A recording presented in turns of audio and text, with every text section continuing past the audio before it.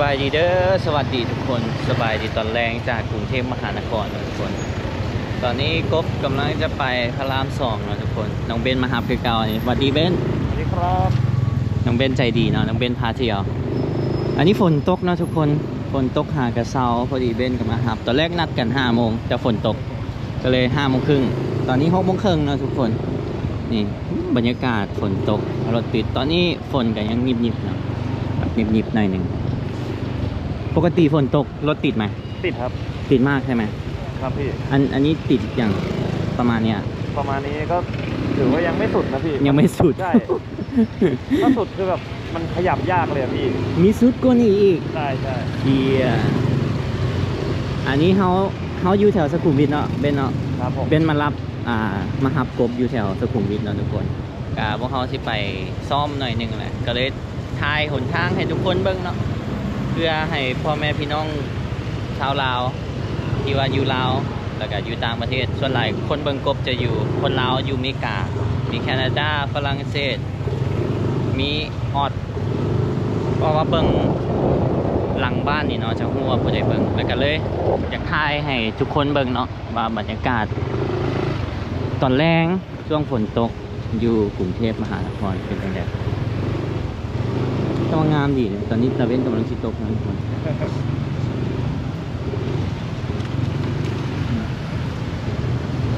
เห็นเบนบอกว่าไปไก่เนาะใช่ไหมเบนไกลมากพี่ไก่เพราะว่าตอนนี้เขาอยู่แถวสุขุมวิททุกคนมันต้องไปพระราม2ก็เลยแบบไก่อันนี้ก็ค้นก็เลือกกันอย่างน้อยทุกคนบางคนยางไปมาก็เจ้ายางหลายอีหลีเนาะคนอยู่กรุงเทพเนาะส่วนหลายจะเดินยางไปเฮียยางไปเวียกแบบเข้าปากซอยไปเลยแล้วก็นั่ง BTS โตเต็มมันน่าจะเป็นบัสเทรนสเตชันคันกบจือบ่ผิดเนาะทุกคนน่าจะประมาณแล้วก็ยังมีรถไฟใต้ดิน MRT จำได้ไหมตัวเต็มมันคืออะไร MRT ผมก็จำไม่ได้แล้วพี่ตัวมันย่อมาจากอะไร MRT เดี๋ยวชี้ขึ้นให้นะทุกคนอย่าไปเอาข้อมูลแล้วจะขึ้นให้ทุกคนเบิ่ง MRT นี่ห้องว่ากบอยู่ในโฮมนี่เนาะทุกคนอันนี้เขาจะต่อแถวไปเส้นข้ามทางพี่เนาะกบอยู่ใกล้ๆ BTS ตัวนี้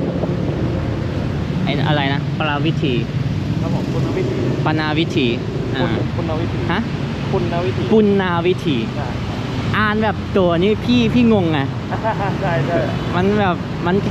ต่างจากภาษาลาวนะทุกคนเพราะว่าตัวสะกดมันแต่บางตัวอักษรไม่คล้ายๆกันก็อ่านเป็นปุณณวิธีคันแม่น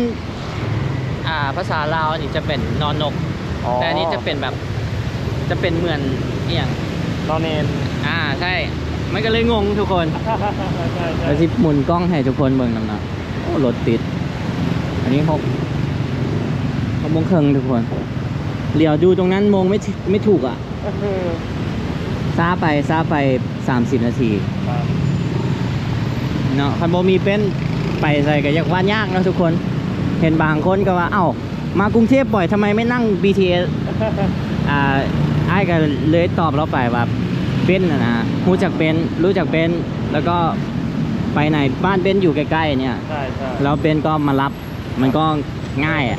ไปมาสะดวกอ่ะแต่คันเบนโมมาฮับกับได้นั่งแน่นอนเนาะทุกคน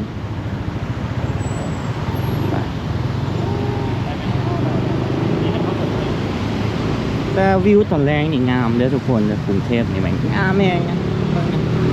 ให้ทุกคนเบิ่งอันนี้แบบพยายามจะถ่ายให้ทุกคนเห็นวิวตามที่กบเห็นวิวเนาะทุกคนเลยจะบ่อยากให้เห็นหน้ากบลายนะย่านทุกคนเบื่อเนาะเท่ากับปินไปเลยสิดีนะที่มันหยุดตกแล้วอ่ะอ๋อพระราม2ต้องขึ้นไปฝั่งนี้เหรอใช่ครับต้องเลยอโศกไปใช่ไหมเลยอโศกไม่พี่ไม่ถึงอโศกใช่เราจะเลี้ยวซ้ายไปก่อนถึงอโศกครับผม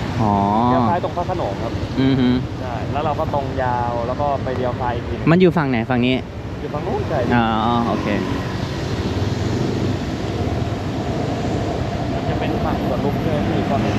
ก็เลี้ยวซ้าย อ๋อก่อนถึงสวนลุม ครับผม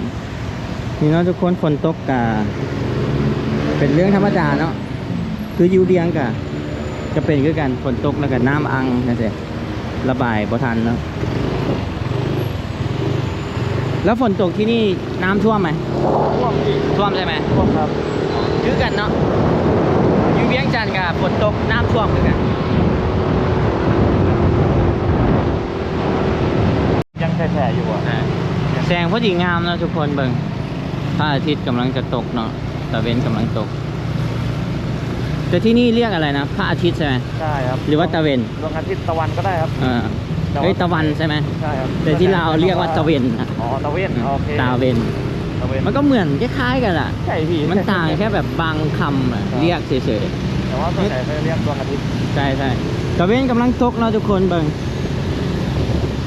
มันอาจจะมีเสียงลมในเด้อทุกคนใช่วิว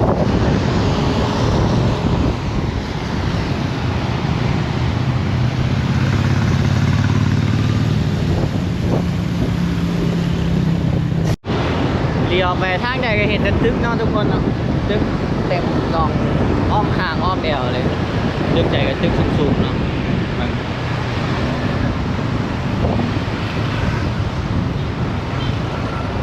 ก่อน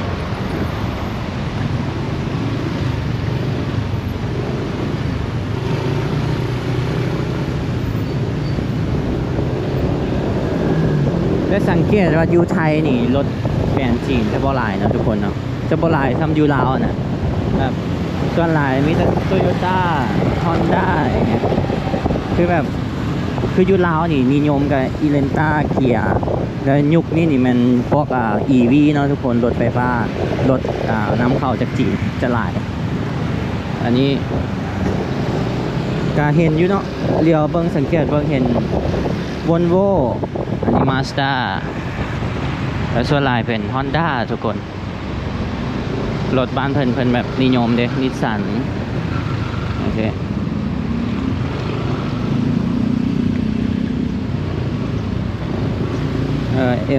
MG อันนี้วอลโวอันนี้วอลโวกับโมเมนรถจีนเลยบ่หรือว่ารถจีนมาทุกคนอันนี้กบจื้อบ่ได้นะทุกคนเบิ่งแต่ว่ารถอันนี้ก็ป้ายเหลืองเนาะเพราะว่าเป็นรถโดยสารว่าทุกคนรถเมล์เนาะรถป้ายเหลืองส่วนหลายรถอยู่ไทยสังเกตเบิ่งนี่อันนี้ BYD ป้ายขาวนะเนี่ยอันนี้รถป้ายเหลืองรถป้ายเหลืองน่าจะเป็นพวกรถเมล์บ่ทุกคนลองคอมเมนต์มาให้ผมเบิ่งได้ทุกคนส่วนหลายเปิดป้ายขาวนะอันนี้ Accord อันนี้ก็ Toyota Mazda ก็เห็นแบบรถรถแบบไอโซเนาะทุกคนไอค่ารถเชอร์รี่รถอะไรอีกที่ว่าแบรนด์จีนเนาะที่มันเป็น EV นะยังไม่เห็นเลยหรือว่าบ่ได้นำเข้าหรือว่าร ถผมไม่ค่อยรู้เลย อันนี้พี่ก็แบบแค่สงสัยเฉยๆเดี๋ยวมีคนดูเขารู้เขาก็คอมเมนต์มา อันนี้ MG ไม่ใช่ MG นี่จากอังกฤษเนาะ พี่ก็ไม่แน่ใจว่ามาจากประเทศอะไรแต่ที่ลาวส่วนมากยุคนี้เขาชอบขี่ EV รถ EV ค่ะแต่เป็นแบรนด์จีนนะเพราะว่ามันก็ถูกไงแล้วมันก็ประหยัดน้ำมันด้วยโอ้ก็เข้าถึงง่ายประหยัดน้ำมันใช่ มินิคูเปอร์วิวตอนนี้โคตรดีเลยทุกคนอาจจะมีเสียงลมแน่เนาะแต่ก็เยี่ยโคตรสวยทั้งหลังกันงามขึ้นกัน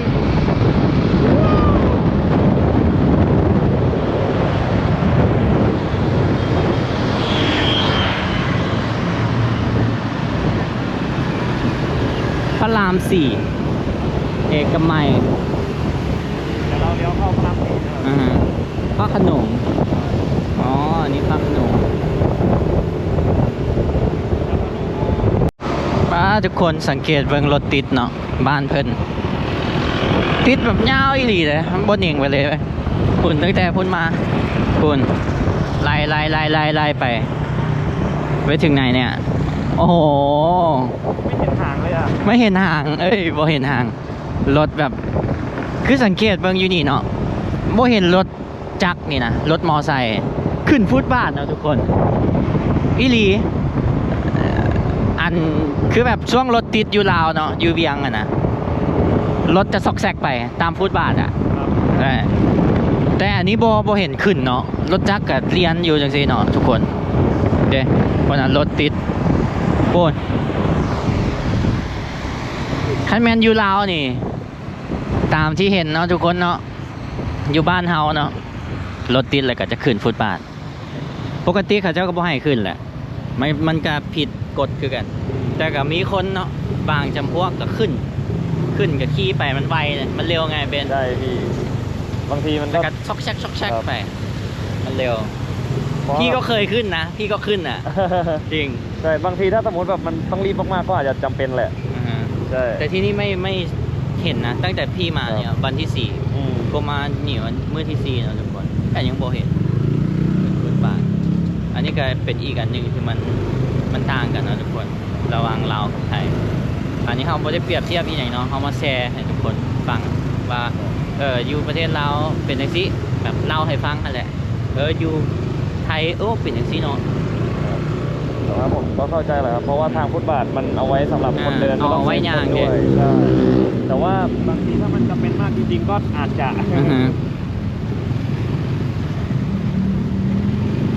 นี่รถติดเริ่มรถติดเลยมาไปเนี่ยก็ดีมันแบบพอดีมีช่องช่องพอดีรถเลยใช่ระวังนะซ้ายนะซ้าย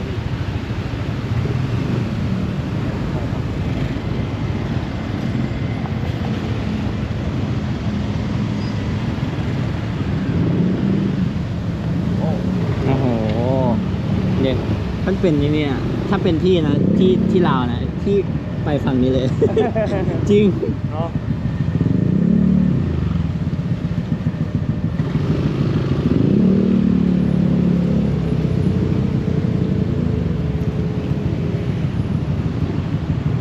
รถติดเนาะ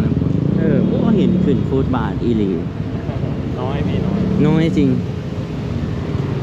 เบนพอรู้ไหมถ้าแบบขึ้นแล้วโดนปรับเท่าไหร่น่าจะ 5,000 บางทีฮะ 5,000 ครับผมโอ้ยไม่คุ้ม500ก็ไม่ขึ้นแล้ว เดี๋ยว5,000กับประมาณคันไล่เป็นดอลลาร์กับประมาณ160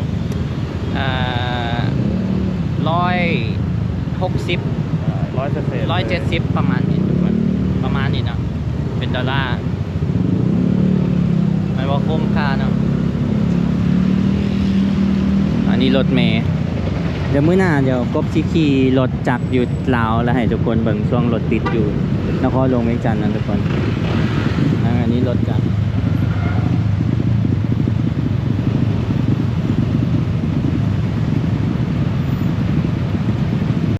สังเกตเบิ่งอยู่ไทยนี่ขี่ไปแคมทางจะเห็นวีดแลบเนาะห้านวีดเพราะว่าชื่อกฎหมายเนาะทุกคนนะจะเห็นลายเลยทรายเขียวผู้ใดที่สูบเนาะมาไทยนี่ก็คือแบบสวรรค์เลยแต่อยู่บ้านเฮาอยู่เราผิดกฎหมายอยู่เนาะทุกคนอยู่นี่คือว่าก็มีกฎระเบียบนั่นแหละต่ำกว่า18 ปีบ่แล้วก็สูบในบ่อนสาธารณะบ่ได้เนาะบางที่ขี่รถไก่ก็ได้กินวีดแบบขี่รถไก่ใช่ได้กินมีมุมตรงนู้นเมื่อวานใช่ไหมหรือเมื่อวานซืนที่เราผ่านแล้วแบบใช่มีกิน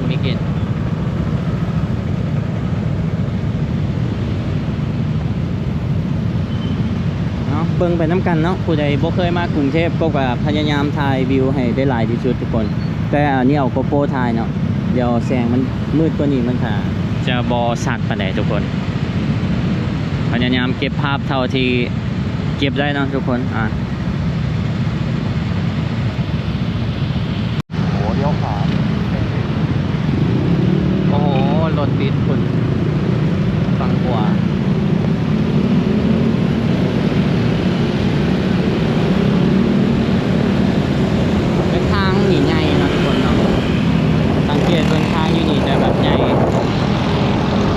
1 2แล้วก็มอไซค์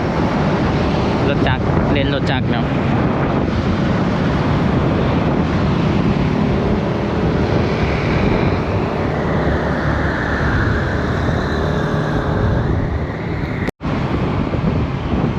โอ้งามแล้วทุกคนตอนแรกเปิดไฟนี่แห้งงามโอ้อันนี้2 3โทรทัศน์เนาะเบิ่งตั้งแต่สมัยยังน้อยกว่า2 3ก็ได้เห็นเนาะตึกนี่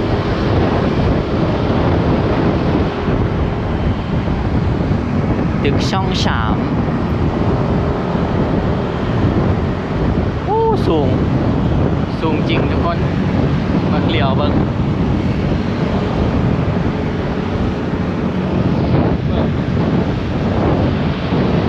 งามเลยตอนนี้โคตรงามเลยทุกคนเบิ่งแสงอยู่หลังโคตรงาม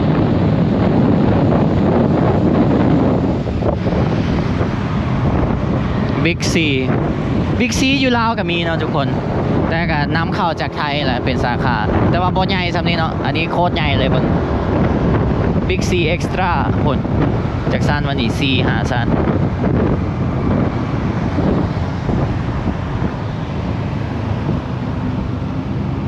รถติดอีกแล้ว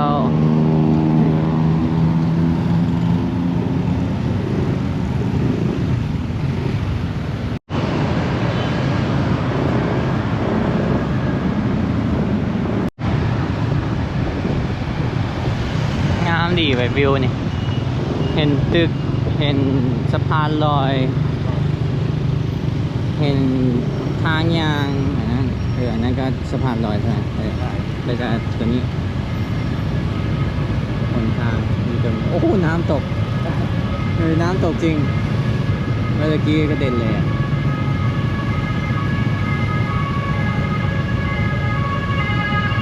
ทางสบายนะทุกคน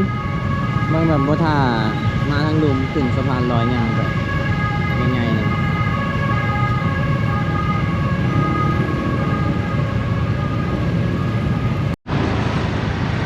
แต่เว้นเริ่ม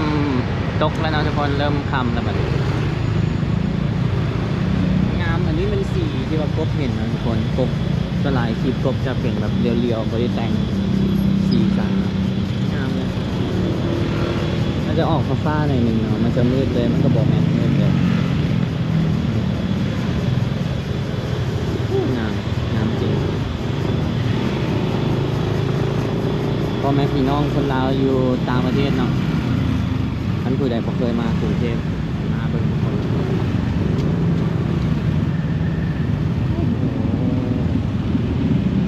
เจริญนี่ดีเนาะบ้านเมืองเพิ่น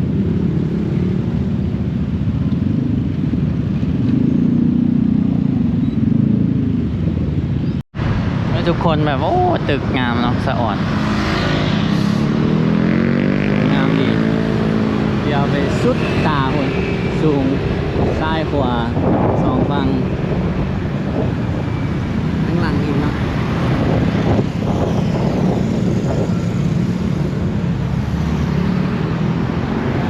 เติงจิตศาลาแดง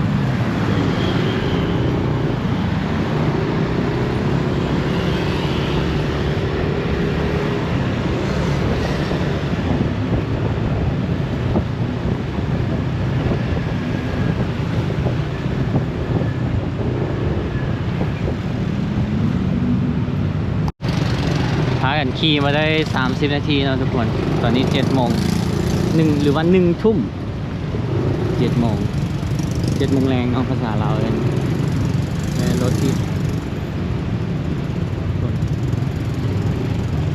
อันนี้อยู่ใกล้ๆกับ BTS เซนต์หลุยส์ทุกคนก็บ่ฮู้จะอยู่ไหนอันนี้ใกล้ถึงยังยังที่อีกประมาณอันนี้ครึ่งทางแล้วยังครึ่งทางแล้วครับอ๋อฮอดครึ่งทางก็แสดงว่าไปพระรามก็ประมาณ1 ชั่วโมงใช่ไหมครับผมแต่ว่าถ้าเราพ้นตรงนี้ไปได้ปุ๊บก็ลงแล้วครับลงเลยใช่ไหมใช่แล้วสะพานตากสินล่ะเอ้ยนั่นไงโกทาวเวอร์ใช่ไหมหน้าเราใช่ก็ร้านที่พี่โก้มากินก็ฝั่งซ้ายนี้อ๋ออยู่แถวนี้ แต่ว่าที่เราจะไปก็คือเลยร้านนั้นไปอีกครับ ร้านลาบที่ว่าพวกเขามากินมื้อนั้นเนาะทุกคนที่ว่าพี่โก้คนพม่ามาเลี้ยงเขาเลี้ยงลาบที่นี่ชื่อละจำได้แล้วสะพานตากสินจะอยู่ข้างหน้าอันนั้นจะเป็นตึก Ghost Tower นะทุกคนตึกห้างตึกร้างเดี๋ยวไปจื้อเลยเพราะว่าพี่รันนิ่งมันมักขึ้นไปนะทุกคนตอนที่ว่าเป็นข่าว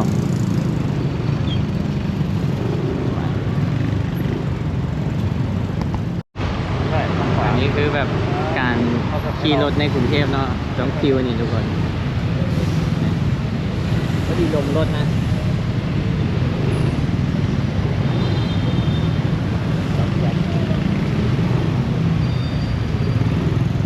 จะพ้นแล้วเราจะโล่งแล้วอีกไม่ไกล เลยสะพานไปก็โล่งเลยใช่ไหม ครับผม สะพานนั้นเขาเรียกอะไรนะสะพานน้ำเจ้าพระยาใช่ไหม เอาไม่พี่สะพานแม่น้ำ แม่น้ำเจ้าพระยา น่าจะใช่ครับ น่าจะใช่ใช่ไหม ผมไม่มั่นใจนะ แต่ถ้าเป็น แต่สะพานนั้นคือสะพานตากสิน ครับผม เขาจะเลี้ยวไปเห็นเอเชียทิกก็เคยไปเทื่อนึงนะทุกคนเนาะเอเชียทิกไม่ได้โดนตายเลยใส่มาได้เลย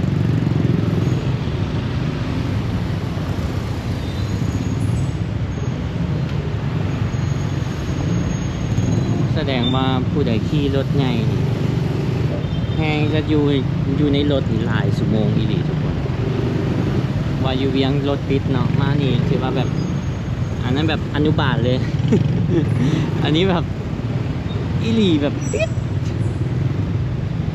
อันนี้แบบติดว่าเลยหลายเท่าเนาะดืนกับหลายเท่าทุกคน แล้วประเด็นคือตั้งแต่ขี่มานี่นะรถหลายตลอดสองข้างทางเนาะทุกคนแบบใหญ่แหงเนาะกรุงเทพกว้างแหง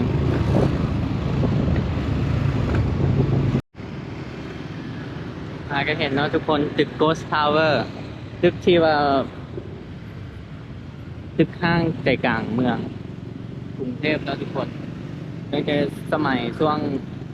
วิกฤตต้มยำกุ้งเนาะทุกคนผ่านมาจะกี่ปีกันยัง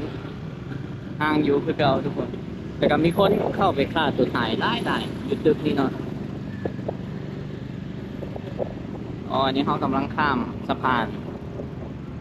ตากสินโคตรน้ำทุกคนเห็นเอเชียทิกอย่างใกล้ๆคนมันเป็นกงหันลมชิงช้าสวรรค์เขาเลยโอ้งามจริงแถวนี้ตึกแห่งสูง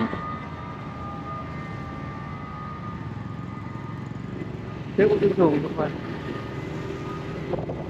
เอาโกโก้ไทยก็จะเห็นแบบไกลๆเนาะทุกคน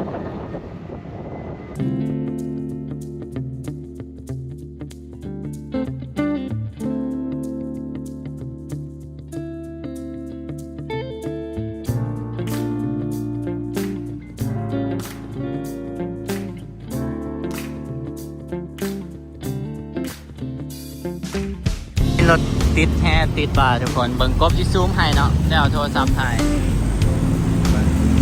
โอ้ยสีแดงๆเต็มเลยเนาะโอ้ยติดมากติดแต่ติดบ่าคน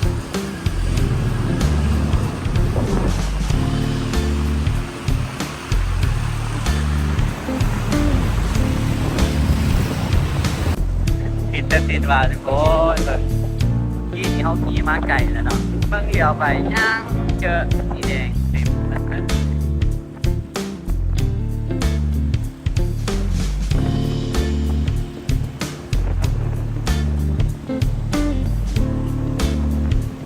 รถติดที่สองฝั่งนะทุกคนฝั่งนี้ก็ติดอันนี้แบบขี่มาไก่เลยก็ยังติดอยู่นะรุ่นสายตาเลยทุกคน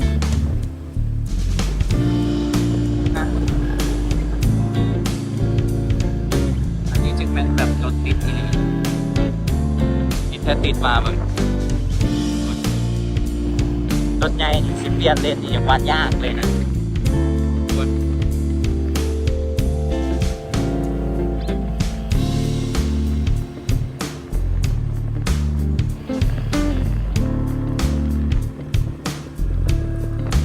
อันมาชั่วโมงหนึ่งเลยเนาะทุกคนรถกันยังติดเหมือนเดิมตอนนี้7:30เนาะเขาออกมา6:30ติดยาวเหยียดนี่แต่ว่ารถจักรมันไปได้สบายเส้นทางตัวนี้ใหญ่เนาะ